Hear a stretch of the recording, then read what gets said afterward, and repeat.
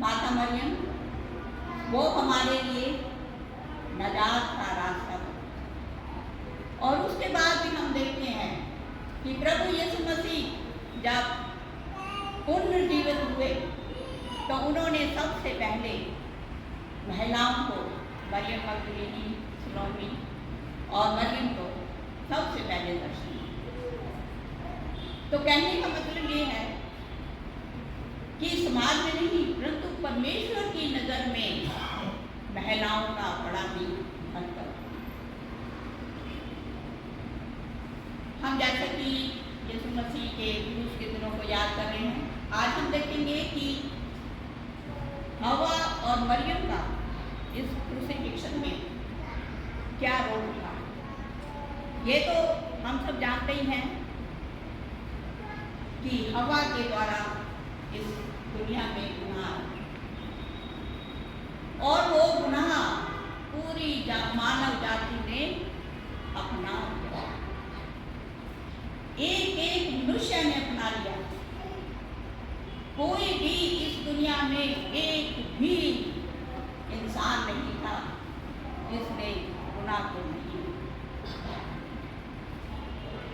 हवा के द्वारा आए गुनाह को तो सारी दुनिया ने अपना लिया, लेकिन जब माता मरियम के द्वारा प्रभु यीशु मसीह का जन्म हुआ तो हम क्यों नहीं अपना रहे?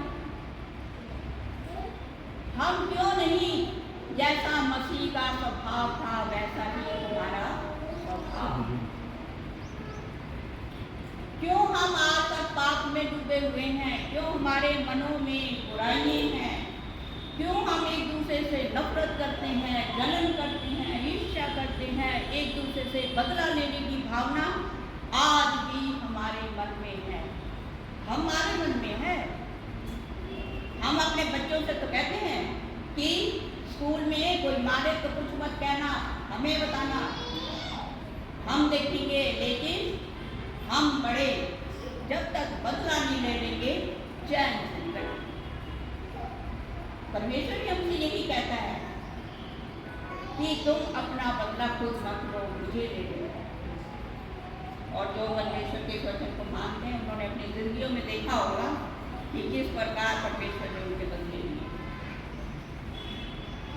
यदि हम बुराई को, क्या यीशु मसीह ने हम आकर इस दुनिया में हमें यही सिखाया जो आज हम कर रहे हैं? फिर हम बड़े जोर शोर से कहते हैं कि परमेश्वर ने हमें चुन लिया। अगर चुने हुए लोग ऐसे हैं तो फिर बुरे लोग कैसे हैं? क्या हम प्रभु यीशु मसीह को हमने एक ही बार क्रूस पे चढ़ाया? क्या परमेश्वर ने हमारे लिए एक ही बार से उठाया? आज हम देखेंगे बाइबल में जैसा कि लिखा हुआ है इब्रानियों 6 अध्याय की 5 और 6 आयत में और परमेश्वर के उत्तम वचन का और आने वाले युग की सामर्थ का स्वाद चख चुके हैं। यदि वे भटक जाएं तो उन्हें मन फिराव के लिए फिर नया बनाना अनहोना है, क्योंकि वे परमेश्वर के पुत्र को अपने लिए फिर क्रूस पर चढ़ाते हैं और प्रकट में उस पर कलंक लगाते हैं। बाइबल कहती है कि जिन्होंने परमेश्वर के वचन को सुन लिया है, और हम मसीह लोग जो बचपन से हमारी 4 पुश्तें मसीह में थी और हम अपने माता पिता से, दादा दादी से और बचपन से चर्च आते हैं और परमेश्वर की बातों को सुनते हैं, उसके बावजूद भी हमने अपने जीवन में नहीं अपनाया। हम अपने आप को ये मानकर चलते हैं कि बस हमारा नाम चर्च के रजिस्टर में लिखा हुआ है, हम बाकायदा चर्च जाते हैं, चंदा देते हैं और चर्च के कार्य में बढ़ चढ़ कर भाग लेते हैं, बस हमारी तो नजात पक्की है। क्या कहीं बाइबल में ऐसा लिखा हुआ है? लिखा है कि तुम्हारे कर्म तो धूल के समान। परमेश्वर को क्या चाहिए, या हमने कभी सोचा? परमेश्वर हमारे दिलों में रहना चाहते हैं। परमेश्वर का मंदिर हमारे मन, और इस मन में परमेश्वर कब आ सकते हैं? ये तो आप सभी अच्छी तरीके से जानते हैं। क्यों नहीं छोड़ते हम बुराइयों को? क्यों नहीं हम छोड़ते इस जलन को, इस ईर्ष्या को, इस वैर को, इस बदले की भावना को क्यों नहीं छोड़ रहे? हम हर साल 40 दिन के रोजे रखते हैं, दुआएं करते हैं, घर घर दुआएं होती हैं, उसके बाद क्या होता है? ये सिर्फ हमें जस्ट मेमोरियल सर्विस अपनाया नहीं। लिखा है कि बुलाए हुए तो बहुत हैं, लेकिन चुने हुए बहुत कम हैं। तो हम चुने हुए नहीं हैं, हम बुलाए हुए। अब चुने कैसे जाएं, इसके लिए हमने अपने आप को तैयार किया। हम लोग जो हैं परमेश्वर के वचन को अपनी इच्छा के अनुसार समझते हैं। हमारा जहाँ मतलब होता है, हम उसकी ट्रांसलेशन वैसे करते हैं। बड़ी शान से कहते हैं कि परमेश्वर ने हमें चुन लिया, इतनी दुनिया में से चुन लिया। कैसे कह सकते हैं हम? यदि हमारी कलीसियाएं इतनी छोटी हैं, हम यहाँ हिंदुस्तान में बहुत ही गिनती के लोग हैं, हर शहर में बहुत गिनती के मामूली लोग हैं, उसके बाद भी हम पूर्ण नहीं। क्या हमारे जिंदगियों में परमेश्वर है? हम दुआ मांगते हैं जब भी हम किसी मुसीबत में होते हैं, किसी बीमारी में होते हैं, और परमेश्वर हमारी सुनते भी हैं, हमें स्वस्थ भी करते हैं, हमारी बहुत सी जरूरतों को पूरा भी करते हैं। उसके बावजूद भी क्या परमेश्वर हमारी जिंदगियों से खुश हैं?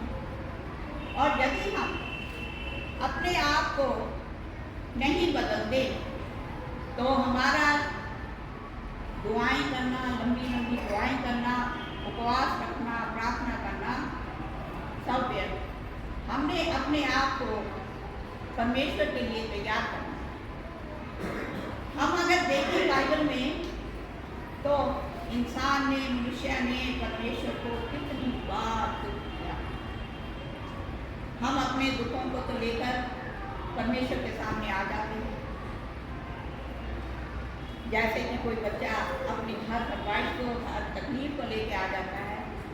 क्या कभी उसने सोचा कि मेरे माता पिता मेरे लिए क्या करें? और सेम हम लोग, हम जरा सी तकलीफ में आते हैं तो परमेश्वर के पास चले आते हैं। कैसे भी करें दुआएं, रोकर करें, चाहे और वो करें, बुरा भला कह के करें या कुछ भी करें, बस खुदा हमें दे देना, हमारी ये मुसीबत को दूर कर देना, जिद पकड़ते हैं। लेकिन परमेश्वर हमसे क्या चाहता है? परमेश्वर कहता है कि तुम एक बच्चे की नाई बनो, तुम्हारी सब ख्वाहिशें मैं पूरी कर दूंगा। और बच्चे का दिल जब 2 साल का बच्चा होता है, उसका दिल आप जानते हैं, तो आप कुछ भी उसे दे दो, जी लेगा। लेकिन वो एक बच्चा जब 15-15 साल में आ जाता है, बड़ा होने लगता है, तो पहला खाने की अपेक्षा समेटने का पहले सोचता है। पक्षियों को देखो, न बोते हैं न काटते हैं, फिर भी उनका खिलाने वाला उन्हें खिलाता है। तो क्या परमेश्वर तुम्हें न खिलाएगा? लेकिन क्या हम पशु पक्षियों की तरह सोचते हैं? आज भी पशु पक्षियों को अगर हम गहराई से देखें तो परमेश्वर की आज्ञा के अनुसार, लेकिन हम लोग जिन्हें परमेश्वर ने सबसे ज्यादा सर्वोच्च, यदि हम बाइबल के शुरू में ही देखें तो आदम के समय से हम देख रहे हैं कि जब आदम को और हवा को परमेश्वर ने पहला इंसान बुद्धि देकर बनाया, तो क्या सोचकर बनाया था कि मैं इसके लिए जो है अपने बेटे की कुर्बानी दूंगा? क्या सोचकर बनाया था आदम और हवा को कि वो मेरे लोग होंगे और मैं उनके बीच में आया जाए? और बाइबल बताती है कि वो रोज उनसे मिलने आते, लेकिन सबसे पहला रूप मनुष्य जाति में। उसके बाद हम देखते हैं कि नूह के समय में परमेश्वर इंसान के व्यवहार से इतना दुखी हो गया कि परमेश्वर ने कहा कि मैं इंसान बनाने से पछताता हूं। किसी और जीव जंतु के लिए कहा, किसके लिए कहा? इंसान के लिए। मैं इंसान बनाने से पछताता। और उस समय में हम देखते हैं कि किस प्रकार परमेश्वर ने सारी सृष्टि को, इवन की जीव जंतुओं को भी नष्ट कर दिया और सिर्फ एक ही व्यक्ति नूह और उसके बेटों को बचाया कि शायद इनसे मेरे लोग पैदा होंगे और वो सब मेरे होंगे और मैं उन पर गर्व किया करूँगा। और आगे चलकर हम देखते हैं कि क्या परमेश्वर की इच्छा पूरी हुई? फिर वो ही दुख हमने परमेश्वर को। उसके बाद अभी आप सब लोग जानते हैं कि किस तरीके से परमेश्वर ने इब्राहिम, इसहाक और याकूब की औलादों को मिस्र की गुलामी में भेजा, ये सोचकर कि शायद उन्हें नष्ट नहीं किया क्योंकि वो इब्राहिम से प्रण कर चुके थे। उनको मिस्र की गुलामी में इसलिए भेजा कि शायद तकलीफें सहकर ये सुधर जाएंगे। और आप आगे भी हम जानते हैं कि परमेश्वर उनको वहां से निकाल लाए और कहा कि मैं इनको ऐसे देश में ले जाऊंगा जहां दूध और शहद की धाराएं बहें। कितना विश्वास था परमेश्वर को। क्या परमेश्वर की जीत हुई? हमारे होते हुए नहीं हो सकती। वहां पर भी हमने परमेश्वर के दिल को तोड़ा। फिर आगे अगर हम पढ़ें, पहला शमूएल 8 अध्याय की 6वीं आयत में लिखा है, पहला शमूएल 8 अध्याय 6 और 7। जो बात उन्होंने कही, हम पर न्याय करने के लिए हमारे ऊपर राजा नियुक्त कर दे, ये बात शमूएल को बुरी लगी। और शमूएल ने यहोवा से प्रार्थना की और यहोवा ने शमूएल से कहा, वे लोग जो कुछ तुझसे कहें उसे मान ले, क्योंकि उन्होंने तुझको नहीं परंतु मुझी को निकम्मा जाना है कि मैं उनका राजा ना हूँ।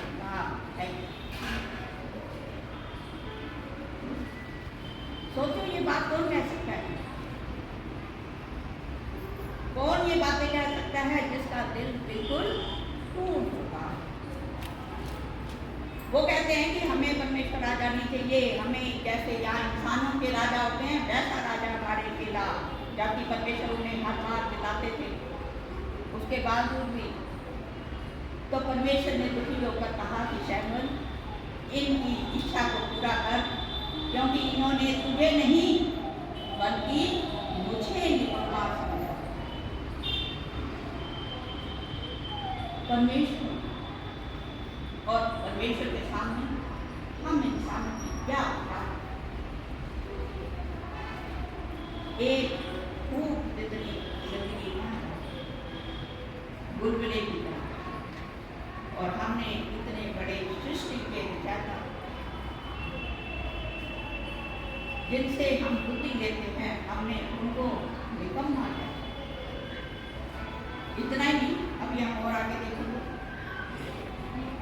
फिर आगे दुनिया चली, फिर दाऊद और शमूएल जैसे लोग आए और परमेश्वर को फिर थोड़ा यकीन हुआ कि शायद अब तो अच्छा हुआ, और परमेश्वर ने अपने लिए सुलेमान से मंदिर बनाया। ये जानकर कि ये मेरा घर होगा और मैं यहाँ आया करूँगा, अपने लोगों में आया करूँगा और बाइबल हमें बताती है कि परमेश्वर आया बादल के रूप में, उस हैकल में धुआं और बादल भर दिए। परमेश्वर ने उसे पवित्र कर दिया ताकि परमेश्वर उसमें आया।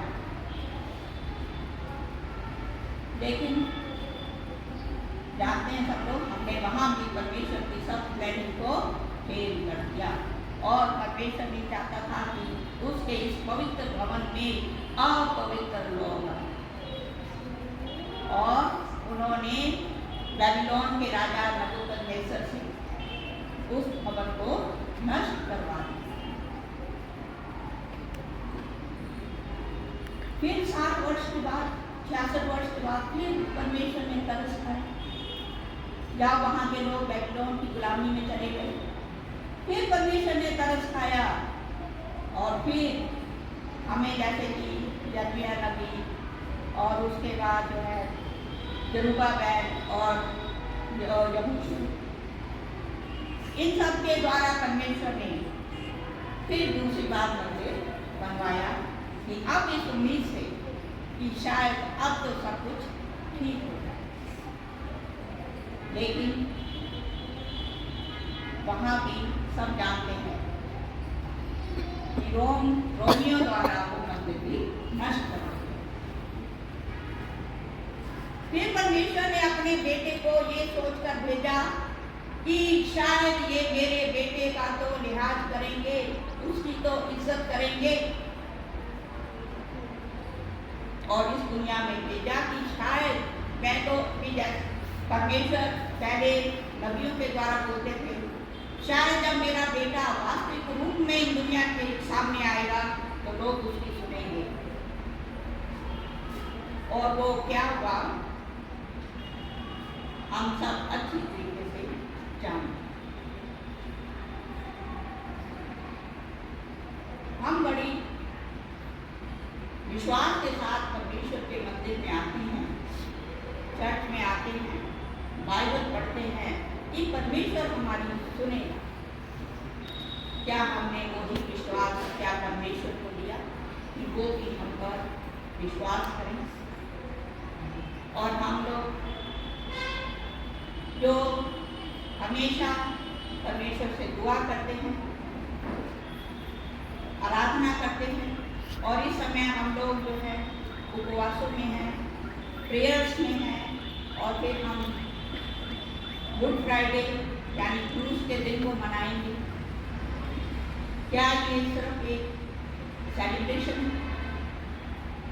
क्या एक जो रीति रिवाज हैं उनको पूरा करना है? यदि हम वास्तव में परमेश्वर को अपनाना चाहते हैं, हमें कुछ नहीं करना, सिर्फ जैसा कि परमेश्वर कहता है हमने वैसा ही करना है। यदि हम पढ़ें कुलुस्सियों 3 अध्याय 5 से 8, कुलुस्सियों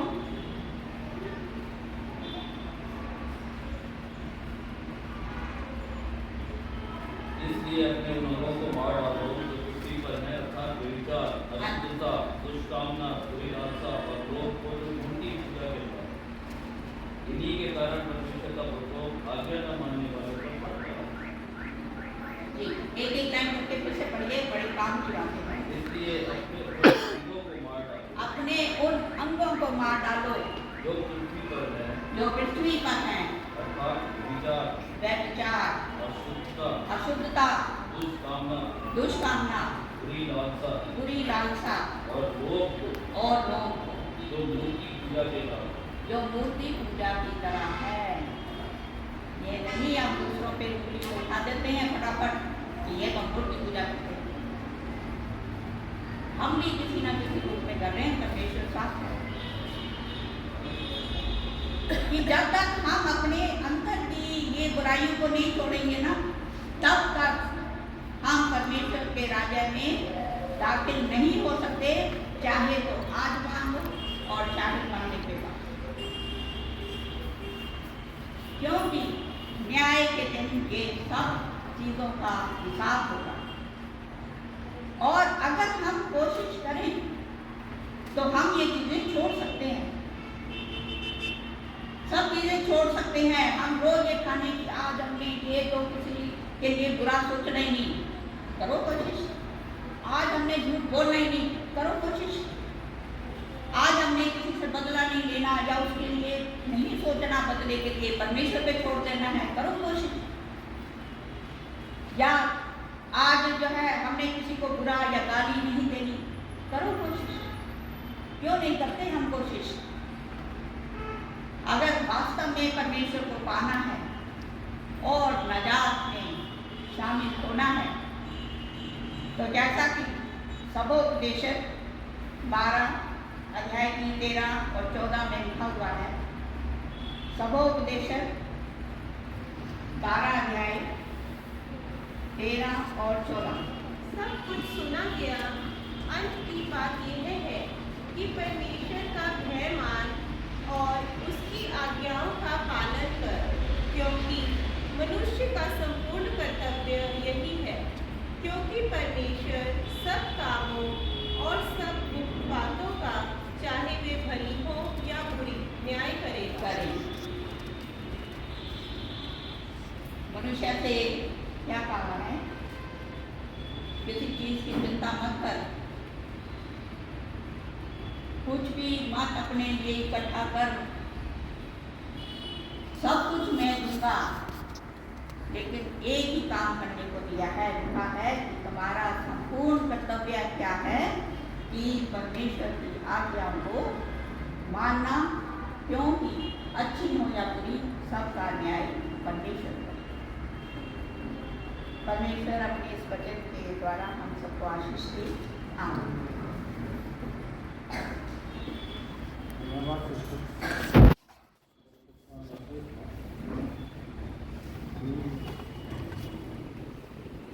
हमें जो कमियां हैं उनको हम छोड़ें, जो हमें परमेश्वर में आगे बढ़ने से रोकती हैं।